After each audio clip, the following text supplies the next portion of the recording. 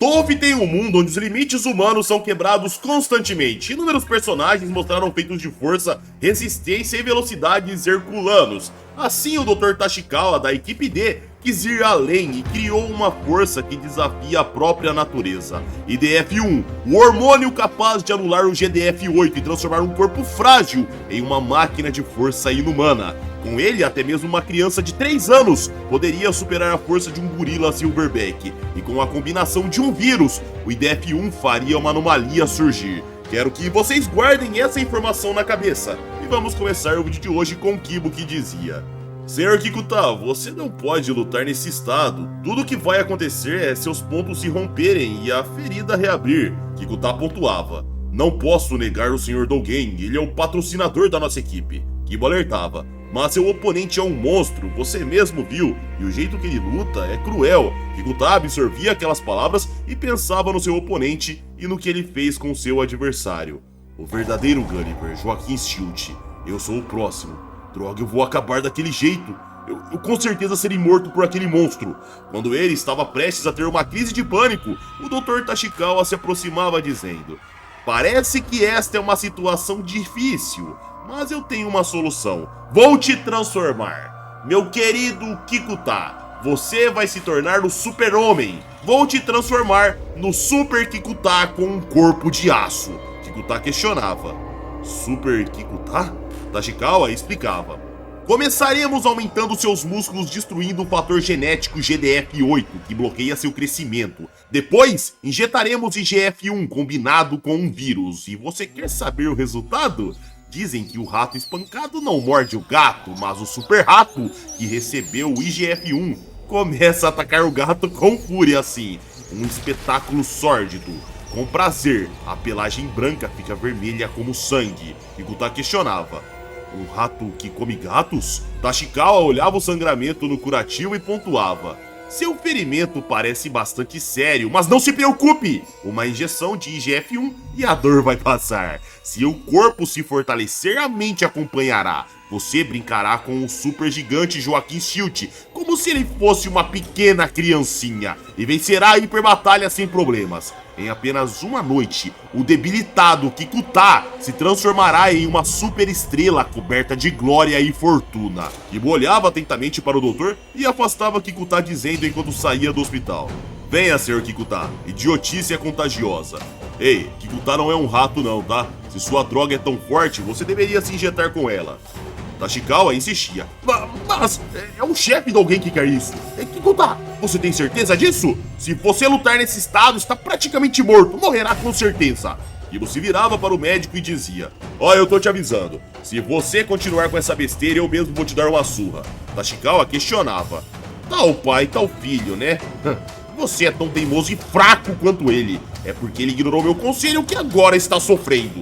Kibo dizia golpeando: Cuidado com a boca. Tachikawa gelava e de repente uma pressão de vento passava pelo seu rosto. Kibo parava seu soco antes de acertá-lo e dizia: Nada mal o meu soco mesmo sem sua injeção, né? Tachikawa suava frio e a cena cortava para uma área afastada de Nova York. Lá, a mulher entregue para o macaco das trevas abria a porta e saía correndo enquanto dizia: Ajuda! Alguém por favor me ajuda! Dentro de um cômodo com brinquedos e outros objetos, o macaco das trevas saltava no mesmo lugar como se fosse de fato um símio, até que de repente ele parava, colocava o dedo na sua boca e arrancava um dente bem mole. Ele se lembrava do chute que tomou de Kibo, fechava sua mão, esmagava o dente e escutava da TV à frente: Faltam apenas 3 dias para a segunda rodada da hiperbatalha. Aqui estão os lutadores que valem a pena ficar de olho: Márcio Jet Naito, mas também o 15º herdeiro do clã da Chicago, Kishi Miyazawa. Ao ver a imagem de Kibo, o macaco das trevas começava a rosnar como um símio e saltava na TV destruindo.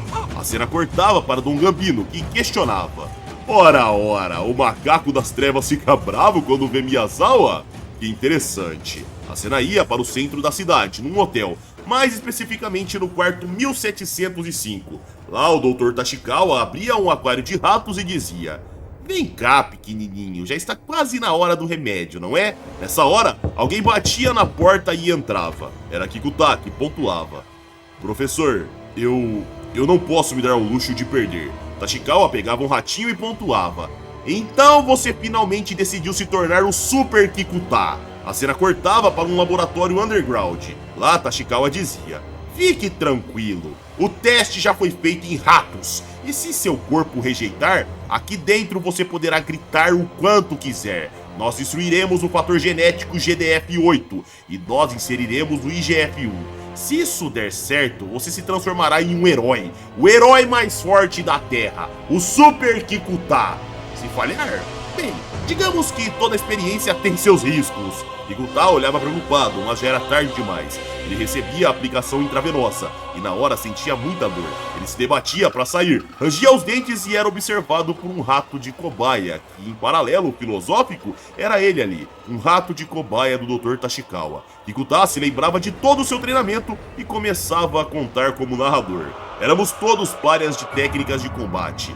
Estes eram os talentosos para a luta em pé, aqueles talentosos também em técnicas de solo, um grupo onde ninguém era da escola ou clube, apenas entusiastas de artes marciais reunidos para trocar técnicas de luta. Não tínhamos dinheiro nem nada, mas tínhamos um sonho, nos tornarmos fortes, todos juntos, e foi com essa vontade que fundamos o nosso próprio dojo, os Fanáticos por Artes Marciais, a Academia Kikuta. No flashback, o agiota Dogen dizia numa visita à academia: "Mas mesmo sendo popular e a administração do dojo estando indo bem, perder tudo por causa de um corretor de imóveis sem escrúpulos, isso é realmente muito azar. Mas eu também abri meu próprio negócio e pretendo recuperar os 50 milhões que te emprestei, até o último iene, incluindo os juros. E até que isso aconteça, vou te considerar meu escravo. Se não, posso simplesmente pegar seus órgãos." Enquanto voltávamos para o presente, Kikuta gritava a ponto de dar para escutar fora do prédio, e ele finalizava do futuro: "De fato me tornei um escravo, mas ao vencer a hiperbatalha poderei pagar minha dívida com o dinheiro da luta. Finalmente poderei cortar todos os laços com Dogen. Eu poderei ser livre." Ele estourava as algemas que o continha e a cena ia para Kibo. Ele olhava para um prédio e Choshu questionava ao lado: "O quê? Treinando para conceber uma nova técnica? Não me diga que pretende escalar essa parede." Kibo respondia: "É, você adivinhou." Kibo tocava a parede de tijolinhos e começava a escalar enquanto Choshu questionava: "Mas você tá falando sério? O que vai fazer se machucar caindo daí? O segundo round da hiperbatalha será em breve." Kibo ignorava, continuava escalando e pensava: "Vou criar uma técnica original que só eu consigo fazer. Uma técnica que nem mesmo os pergaminhos secretos do Nadashinkage contém. Foi aquele macaco que me deu essa ideia. Eu a entendi enquanto lutava com ele. Essa coisa que me falta, mas primeiro, preciso conseguir escalar esta parede." Choshu olhava surpreso à altura que Kibo já estava e de repente o rapaz escorregava. Kibo começava a cair até que ele conseguia enfiar o pé na parede e comentava: "Uf, essa foi por perto." Kibo levava sua mão até a parede, voltava a escalar e continuava pensando: Isso não é nada. Meus limites vão muito além. E há coisas que você só consegue ultrapassando seus limites." Enquanto Kibo subia, nos era mostrado sangue escorrendo pelo seu braço. Era uma unha sua arrancada. Sangue caía na direção de Choshu, pingava nos seus óculos, e Kibo chegava no topo ofegante enquanto pensava: "Criarei minha própria técnica original, ao mesmo tempo que aprimoro o Nadashinkage." Kibo se erguia e dizia: "Eu consegui! Eu escalei!" Choshu via Kibo gritando no topo e aplaudia dizendo: "Uhul, você é incrível, Kibo!" Kibo respondia: "O que é incrível está por vir agora." Choshu ficava confuso e questionava: "Kibo, você vai descer pulando daí como aquele macaco? Era isso que você estava planejando desde o começo?" Retornávamos para o laboratório underground. Lá os gritos de Kikuta ecoavam. Ele se debatia na maca. Seus músculos começavam a ganhar muito pump, até que de repente ele dava uma cotovelada na cama. A barra de aço era quebrada e a cama entortava enquanto Tashikawa dizia, o vendo aumentar de tamanho: "Oh, finalmente ele nasceu! O Super Kikuta nasceu! O monstro musculoso perfeito, mais poderoso da Terra! Este novo produto que eu criei vai ficar famoso no mundo inteiro." Nessa hora nos era mostrado, galera, os ratos do aquário. Aquele que recebia a medicação de repente tinha sua musculatura expandida massivamente e na sequência explodia. Tashikawa olhava surpreso e retornávamos para Kibo, que pensava em cima do prédio. Analisei as agarras enquanto escalava. Os espaços entre os tijolos são profundos e firmes. Consigo imaginar onde e como preciso me impulsionar. No final das contas, o que eu preciso é de coragem. Lá embaixo, Choshu aconselhava: "Pare, Kibo, é suicídio! Pode parecer surpreendente vindo de mim, mas o que você ganha com algo tão incrivelmente perigoso, absurdo e irracional? Pingando sangue pelo dedo graças à subida, Kibo pensava. Suicídio? Você não entendeu nada, é justamente o contrário. Estou me jogando para viver. Viver como herdeiro da escola Nadashinkage. Então lá vou eu. Kibo saltava e no meio do trajeto ele agarrava na parede. Em seguida ele saltava pro outro lado e pensava. Uma nova técnica não se cria em um dia. Você precisa ver sangue, suor e lágrimas escorrendo. Kibo pousava do outro lado e seu pé escorregava. Ele se apoiava com as mãos, controlava a descida e continuava pensando. Paixão, resistência, coragem e amor são necessários. Mas o que me falta? Kibo se lembrava do macaco das trevas e perdia a pegada nessa hora. Ele caía e Choshu corria desesperado. Felizmente, Kibo caía em cima da caixa de depósitos de lixo. Preocupado, Choshu questionava. Kibo, você está bem? Kibo respondia. Eu consegui. Aliviado, Choshu comentava. Coitado, ele deve ter batido a cabeça com muita força, sim. Mas não é isso, né? Kibo respondia sorrindo. Você não entende, Choshu, eu vi. Finalmente criei minha própria super técnica mortal na minha cabeça. E aqui, galera, antes de terminarmos o vídeo, eu quero compartilhar um paralelo que eu pensei enquanto estava escrevendo esse roteiro. É fascinante observar dois tipos de queda de um prédio. Obviamente, o Kibo não chegou a cair lá de cima e bateu no solo, ele terminou no lixo. Mas esse paralelo de Toph e o outro embate é válido aqui. E eu acredito que esse comentário aqui reflete o porquê de muitos de vocês estarem sendo conquistados por Toph. Nesse capítulo mesmo, vimos uma droga que fez uma criança de 3 anos superar um gorila ser aplicada num homem adulto que já era um super-humano. O protagonista, Kibo, obviamente é forte pra um caramba, ele supera Garcia, que tinha golpes na escala de 1 tonelada. Ele é mais rápido do que disparos de tiros, pôde reagir ao macaco das trevas, que também é mais rápido do que disparos tranquilamente, ele tem técnicas mortais e absurdas, mas mesmo assim, Tetsuya Sarawatari, o autor de Toph, consegue dar peso a algumas cenas de forma única. Por exemplo, essa que acabamos de ver aqui, o Kibo ferindo a unha ao escalar um prédio, sentindo cada gota de sangue, cada centímetro escalado, mas ainda assim, escolhendo se jogar no vazio para criar uma técnica, sacrificar seu corpo e ao mesmo tempo afirmar sua própria vontade de viver e evoluir.